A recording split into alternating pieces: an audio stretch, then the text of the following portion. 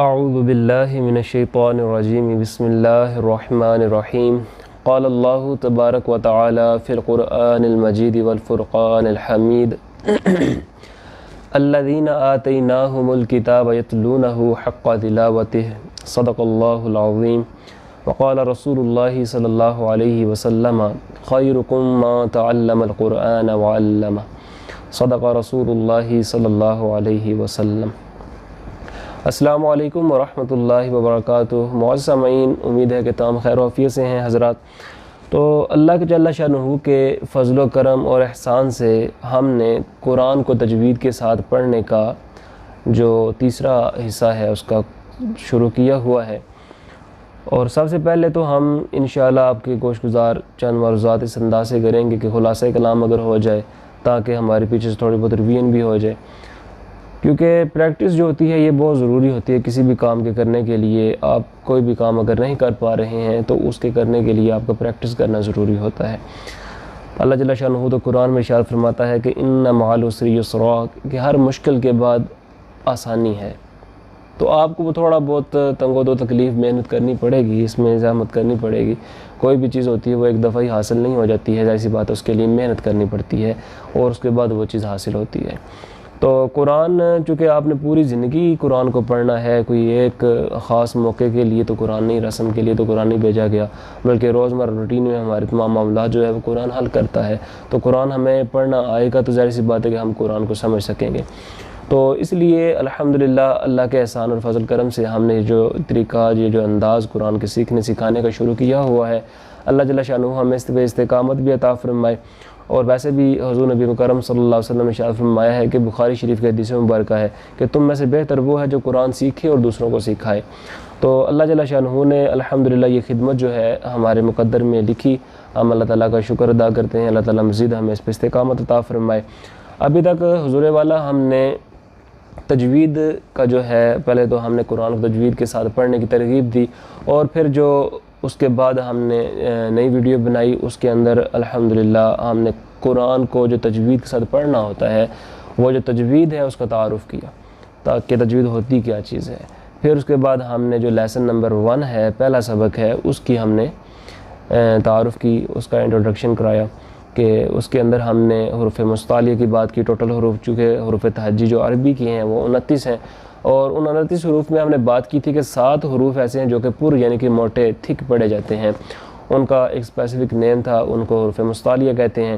اور پھر ہم نے آرٹیکولیٹرز یعنی کہ جو مخارج ہیں، حروف کے نکلنے کی جو جگہیں ہیں، ان کی جو اقسام ہیں ان کے اوپر بات کی، ان کی ڈیٹیل کی وضاحت کی۔ اور اس کے بعد ہم نے با، تا اور ثا جو کہ تین لیٹر ہیں اس کے حروف تہجی کے، ان کے جو نکلنے کی جگہیں ہیں، ان کو ادا کرنے کا جو طریقہ ہے، اس کی کل ہم نے بات کی تھی۔ تو حضور والا پریکٹس تو آپ نے خود کرنی ہے، محنت بندے نے خود کرنی ہوتی ہے، ہم تو صرف آپ تک پہنچانے کے لیے یہاں پہ بیٹھے ہیں۔ لیکن کوشش کرتا ہوں کہ مختصر وقت ہے تو مختصر وقت کے اعتبار سے آپ کی تھوڑی پریکٹس ہو جائے۔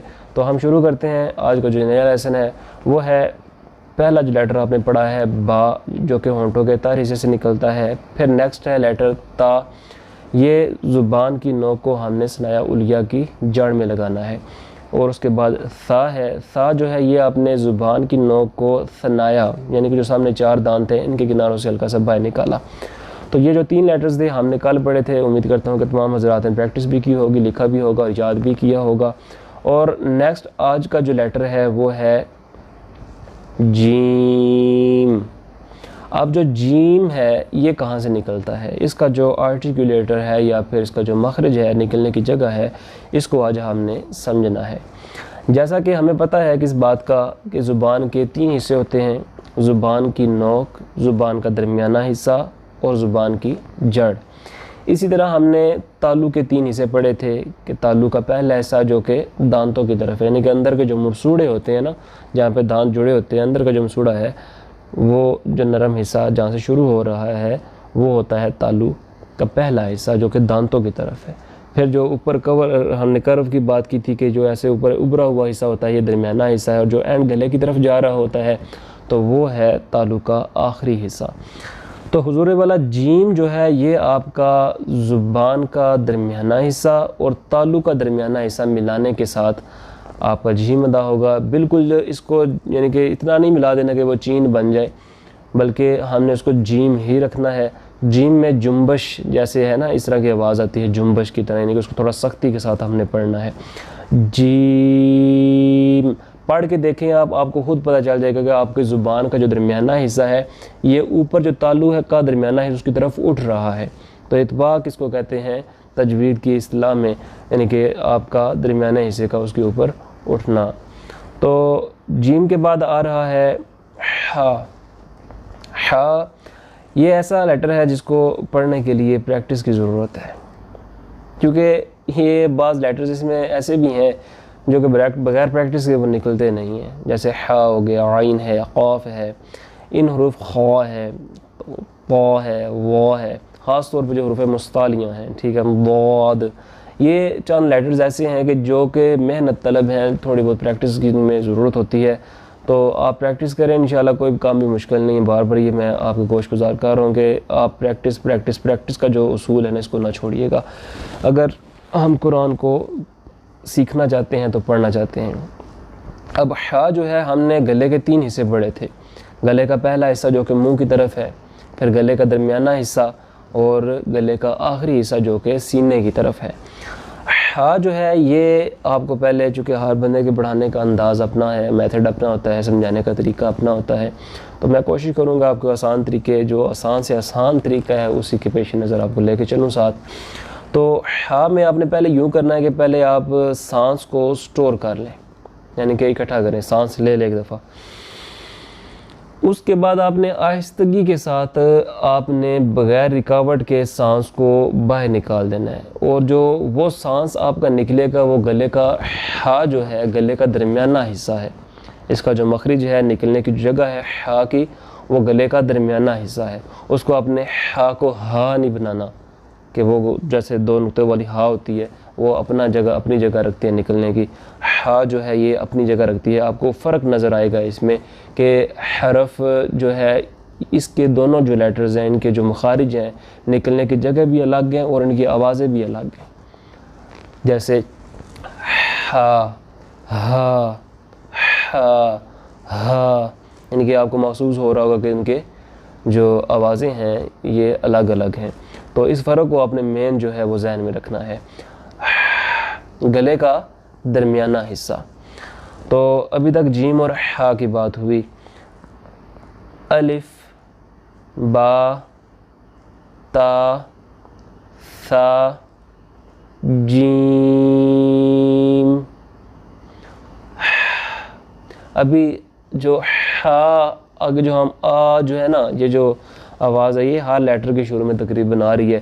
سمپل جو اصل چیز ہوتی ہے نا وہ ابتدا ہوتی ہے، کہاں سے وہ ساؤنڈ شروع ہو رہا ہے وہ اصل آپ کا جو ہوگا آواز ہوگی اس کی، حرف کی۔ تو یہ اصل آواز ہے، آپ نے اس آواز کو نکالنا ہے، اس کی پریکٹس کرنی ہے۔ جتنی پریکٹس کریں گے یہ اتنا ہی آپ کا کلیئر ہوتا چلا جائے گا۔ اگر یقین نہیں اس بات پہ تو آپ ضرور اس کی پریکٹس کر کے دیکھیے گا کہ آپ کا ہا جو ہے وہ نکل آئے گا انشاءاللہ۔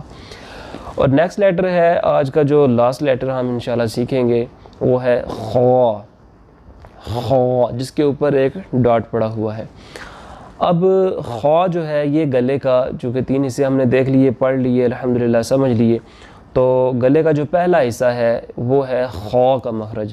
اور یہ بات ذہن میں رکھیے گا جو خوا ہے یہ حروف مستعلی، یعنی کہ وہ 7 حروف جو کہ موٹے پڑے جاتے ہیں، پر کیے جاتے ہیں، تھک کیے جاتے ہیں، ان میں یہ حرف جو خوا ہے یہ شامل ہے۔